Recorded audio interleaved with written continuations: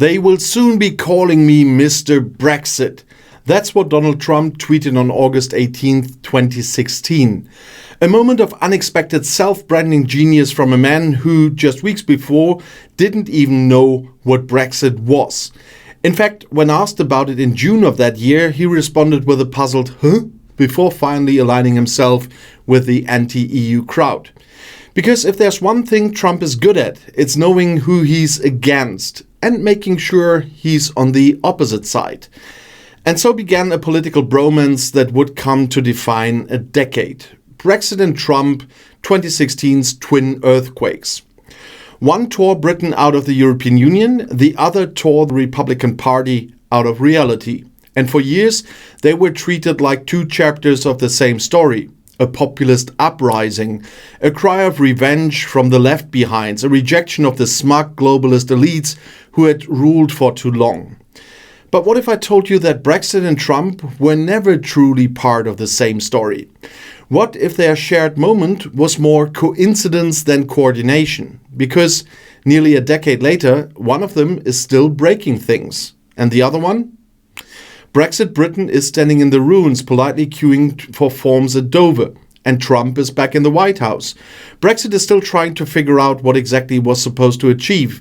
And the architects of Brexit are finding that their revolution may have been quietly absorbed, or worse, forgotten. When Brexit was done in 2020, its revolutionary energy faced a dilemma. Was it about tearing down the state, or was it about restoring British greatness through traditional institutions? Turns out it was about neither.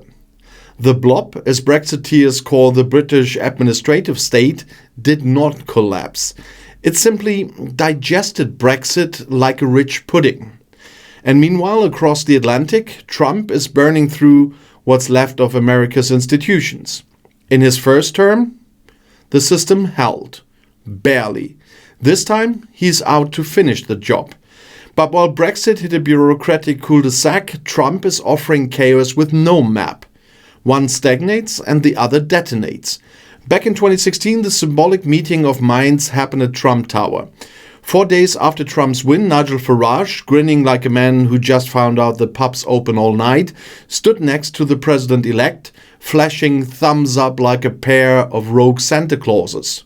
Farage adored Trump. Trump called Farage Mr. Brexit. And it looked for a fleeting moment like the populist tide was truly global. Except that's not how the people behind Vote Leave saw it. Daniel Hannan wanted Brexit to be about free trade, global openness and British optimism, not Trumpism in a Union Jack. When CNN pushed him on whether Brexit was a nativist movement, he was furious. This wasn't about immigration, he protested, while the posters behind him screamed "Take back control" with pictures of migrants. Hannan wanted independence, not isolation. But the world wasn't listening. The most famous face of Brexit, of course, was Boris Johnson, floppy-haired, Latin-spouting, and always on the verge of turning politics into an after-dinner speech. People called him Britain Trump. He hated that. Johnson was many things, careless, chaotic, self-interested, but he wasn't Trump. He believed in institutions and alliances, even in internationalism. He once said Trump was out of his mind for wanting to ban Muslim immigration. In 2021, he scoffed at comparisons to Trump. How ignorant can they be?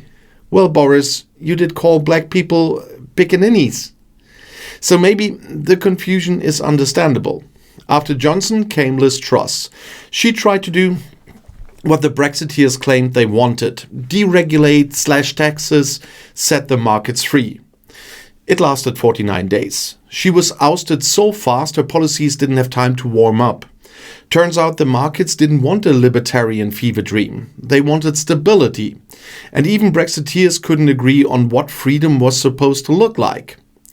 Now Britain is governed by Keir Starmer, a man who once campaigned to reverse Brexit. A lawyer, a technocrat, a man whose greatest political thrill is probably a quiet spreadsheet. And yet, he's the one now negotiating trade deals with Trump's America. The irony is strong enough to knock over a red bus. Just a few weeks ago, Trump's White House unveiled a new UK-US trade deal. Brexiteers rejoiced, finally proved that Brexit was worth it. Johnson called it a triumph. Hannon stood up in the House of Lords and declared that global Britain was alive. But the deal was mostly smoke.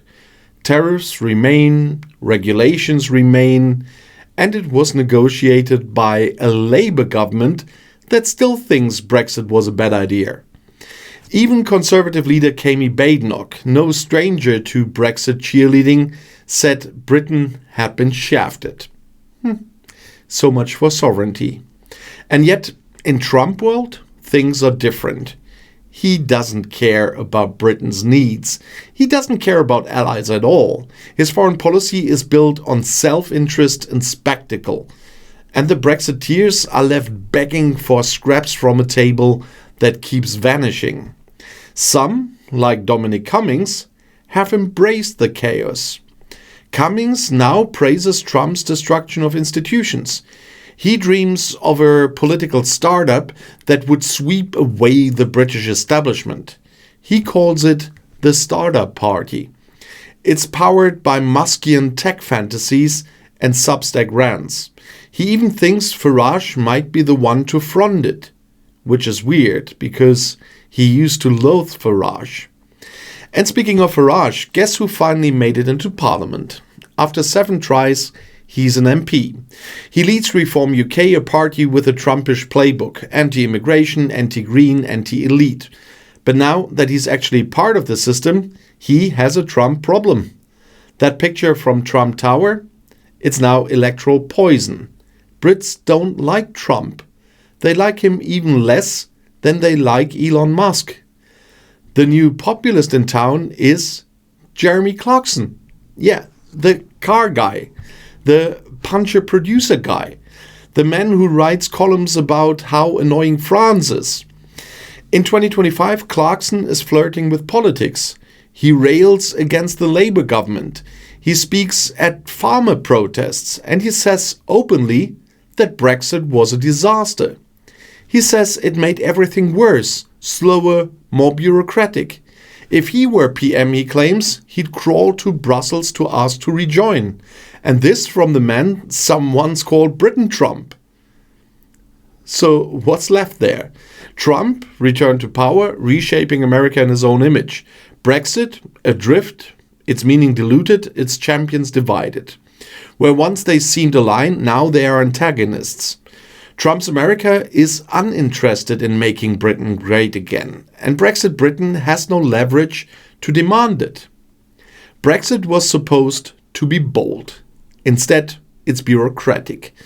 It was supposed to cut through the system. Instead, it's been consumed by it.